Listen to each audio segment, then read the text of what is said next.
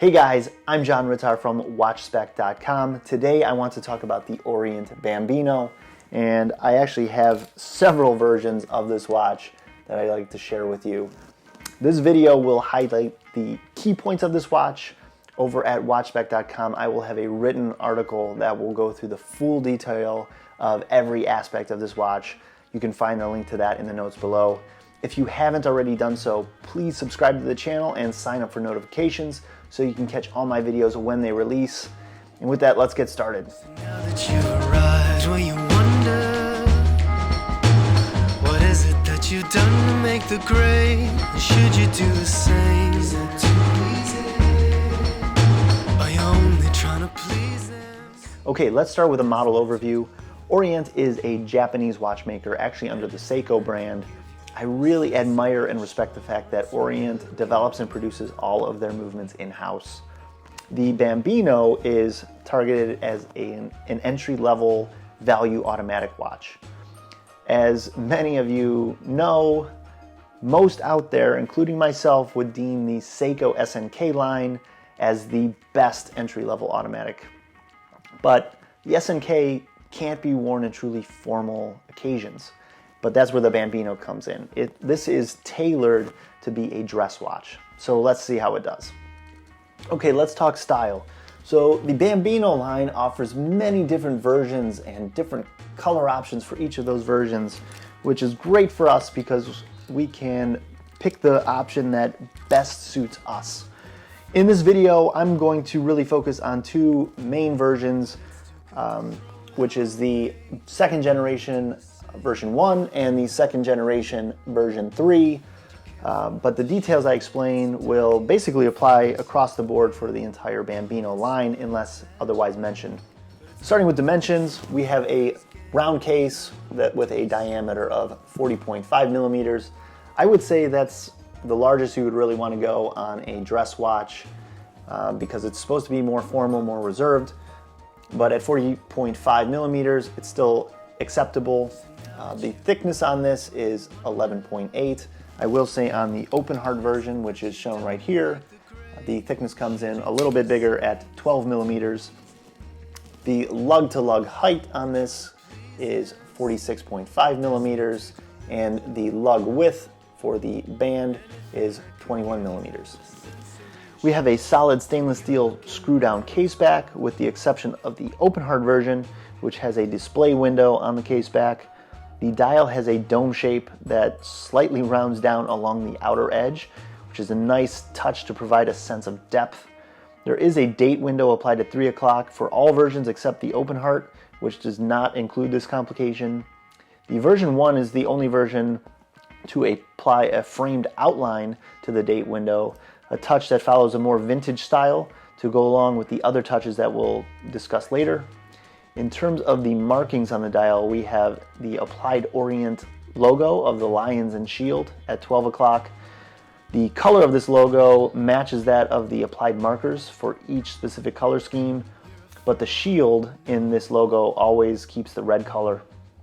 Below that, we have the Orient name in block text and the word automatic below that in fancy cursive font. Above 6 o'clock, there are the words water resistant, also in the cursive font. And in very tiny text at the very bottom, we have Japan movement and the model number listed. Overall, the dial has minimal wording to keep it clean and formal, which is a big positive for the target of this watch.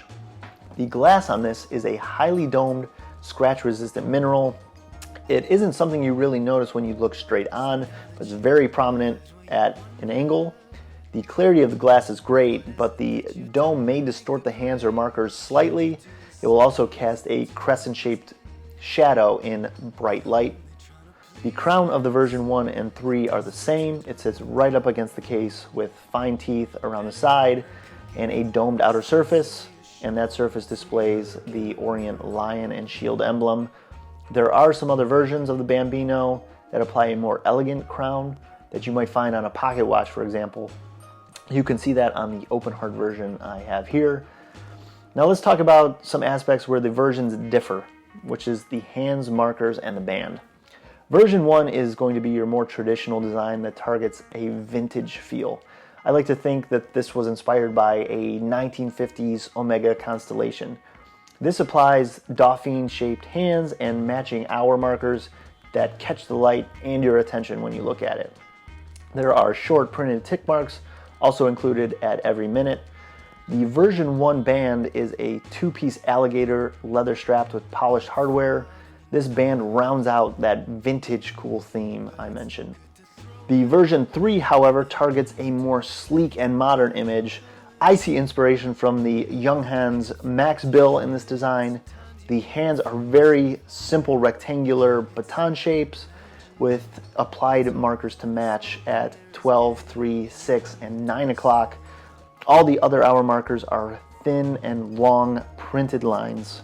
All the printed markers on the version 3 are longer and extend all the way to the edge of the dial, again for a sleeker look compared to the version 1.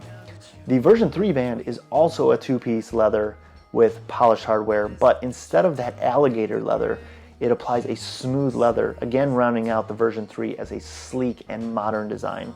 One detail I want to point out about the minute and second hands is the way the pointer side is curved to follow the contour of the domed dial and glass. It's subtle, so it won't interfere with the reading of the watch, but it is a neat detail. The band on all versions is 21 millimeters wide, which is quite wide for a dress watch, but it is well proportioned to the case, which I mentioned is also on the larger side for a dress watch. Still, the proportions work nicely. Overall, this is a dress watch, so it's not going to work in casual settings. It will work best dressed up, but also works very well in business casual uses. The fact that the Bambino line offers so many different versions, the versions I have here, versions with the open heart, there are versions with Roman numerals or seconds on a small subdial, and each of those versions have their own different color options. We can pick the best version and combination that works for us to fit our own personal preference and individual style. Okay, let's move to comfort. This is a very comfortable watch. It helps that it's a dress watch, meaning the diameter is very reasonable, the crown is smaller, the thickness is also very reasonable, and all these edges are so rounded, especially with that domed glass. This slides right under the cuff so easily, which is critical for a dress watch. The leather strap is very comfortable. First, it has 1/4 inch adjustment intervals for wrists spanning all the way from 5.5 inches to 7.5 inches. Second, the thickness of the leather is perfect to avoid being too thin and flimsy and too thick and stiff. The weight measures in at 2.3 ounces or 65 grams. That's with the strap, equivalent to a stack of 11 US quarters if you wanted to gather those and check it out. It's quite lightweight. Personally, I like to feel the weight of a watch, but I have to consider this is a dress watch, which is meant to be thin and light, so I really have no complaints about that. It's quite a comfortable piece. Okay, next is movement and accuracy. Inside the Bambino, we have the Orient caliber 6724. Let me hit the key points of this movement. It is an Orient in-house Japanese movement. I truly admire and respect watch brands that develop and manufacture their own movements. This has 22 joules. It operates at 6 beats per second. It has a 40-hour power reserve. The accuracy is officially listed by Orient at +25, -15 seconds per day. Regulation is possible on this. It's hackable. Hand winding is available. It includes date complication, and the date changeover takes place starting around 10:15 p.m. and snaps over almost exactly at midnight. Just to note, the open heart version applies a different movement, which is the F6T22.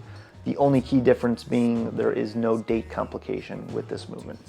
Let's move to usability.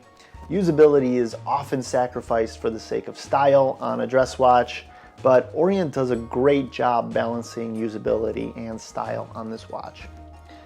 All versions of the Bambino offer large markers at every hour and have some version of tick marks for every minute or second.